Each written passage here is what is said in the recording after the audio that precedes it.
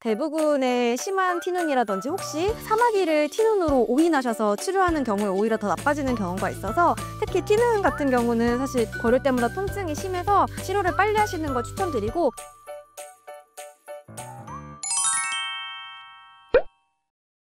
안녕하세요. 오늘은 발에 생긴 티눈에 대해서 설명을 드릴까 합니다. 대부분 발에 질환이 있어서 병원에 찾아오시면 티눈이기도 하고 가끔은 사실 사마귀라고 해서 다른 질환이 있을 수도 있거든요. 근데 이제 티눈이라고 하는 거는 발의 일정 부분에 압력을 많이 받게 되면 일단 첫 번째로 굳은 살이 먼저 생기고요. 그 상태에서도 압력을 더 받게 되면 굳은 살이 그 안에서 더 딱딱해지면서 그 안쪽에서 약간 가시처럼 더 단단한 조직이 피부 안에서 누르게 되니까 걸을 때마다 통증이 발생을 하게 됩니다. 근데 가끔은 사마귀도 갑자기 커진 경우에는 통증이 있을 수 있어서 그거를 많이 오인하시고 약국에서 티눈 밴드, 티눈 골을 사용해서 오시는 경우가 있는데, 심하지 않은 티눈에서는 그런 일반 의약품을 사용하셨을 때 도와지는 경우도 있지만 대부분의 심한 티눈이라든지 혹시 사마귀를 티눈으로 오인하셔서 치료하는 경우에 오히려 더 나빠지는 경우가 있어서 발에 뭐 통증이 생겼다든지 알 수 없는 병변이 생겼을 때는 병원에 와서 치료를 하시는 게 좋습니다.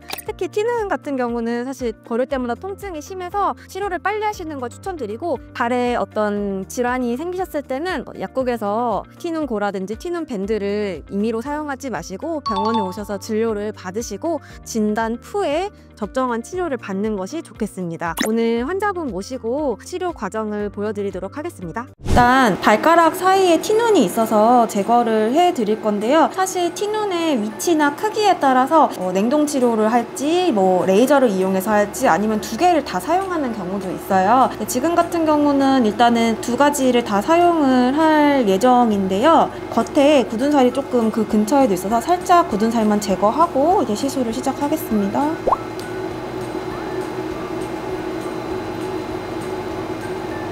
냉동치료를 시작할 건데, 냉동치료는 하시게 되면 일단 좀 통증이 있기는 해요. 근데 시술 자체가 금방 끝나서 할만 하실 거고요. 시술 후에 이 부분, 시술한 자리에 멍이 드실 수가 있어요. 근데 일반 멍이랑 다르게 검은색 멍이 드실 수 있거든요. 혹시 그래서 냉동치료를 하고 피부색 변화가 검게 있으면 멍이라고 생각하시고 시간이 지나면 사라집니다. 그리고 드물게 물집이 잡히실 수가 있는데, 다른 부위와 다르게 발에는 물집이 잡히게 되면 걸으실 때 통증이 있을 수가 있어서 그런 경우에는 병원에 재내원 하셔서 드레싱을 따로 받으셔야 돼요. 일단 시작할게요.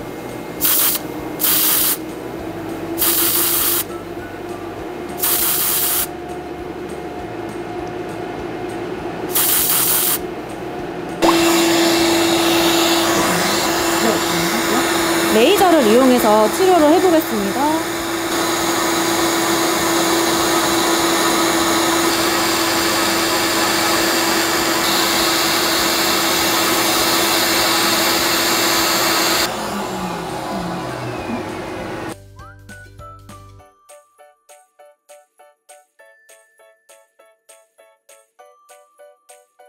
일단은 시술은 끝이 났고요. 시술 후에 눌러봤을 때 통증이 없는 경우는 대부분 추가적인 압력이나 자극이 없는 경우에는 그대로 좋아지는 경우가 많아요.